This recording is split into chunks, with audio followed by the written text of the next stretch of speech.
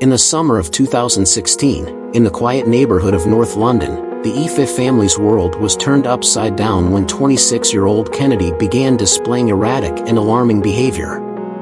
What began as a seemingly innocuous pain in his throat soon escalated into a series of bizarre and terrifying episodes.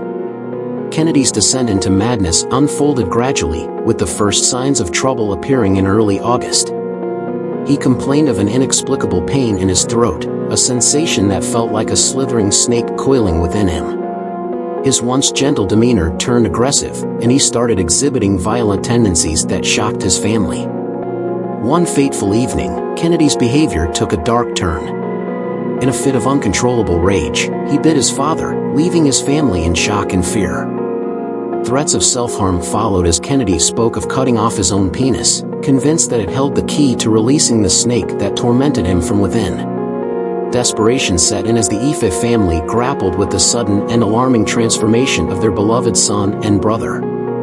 They sought medical help, hoping that a medical professional could provide an explanation for Kennedy's disturbing symptoms. However, conventional medicine failed to offer a satisfactory diagnosis, leaving the family in a state of bewilderment. As Kennedy's mental state deteriorated, his family turned to their faith for answers. Deeply religious, they believed that the source of Kennedy's torment might be of a spiritual nature. Fearing that he was possessed by a malevolent entity, they sought the assistance of their local church and a charismatic pastor known for his involvement in exorcisms. The pastor, accompanied by a group of fervent believers, arrived at the Ife residence, armed with holy water, religious artifacts, and a conviction that they could drive out whatever dark force had taken hold of Kennedy.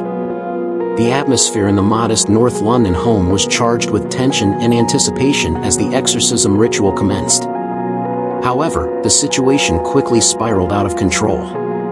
Kennedy, now restrained to a bed by his family with cable ties and subjected to excessive force, writhed and convulsed as the exorcism unfolded. The room echoed with guttural cries and desperate pleas for mercy.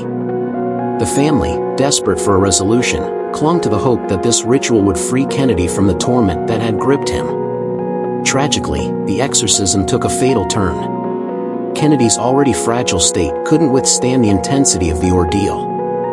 In the aftermath, the Ife family was left to grapple with the loss of their son and the haunting question of whether they had taken the right course of action. News of the deadly exorcism spread through the community, stirring debates about faith, mental health, and the consequences of attempting to combat supernatural forces. Authorities launched an investigation into the circumstances surrounding Kennedy Ife's death, scrutinizing the actions of those involved in the exorcism. The tragedy served as a stark reminder of the complexities surrounding mental health, the potential dangers of unregulated spiritual practices, and the delicate balance between faith and reason. The Ife family, once united by their beliefs, found themselves shattered by the unforeseen consequences of their desperate attempt to save Kennedy from the perceived demonic forces that had taken hold of him.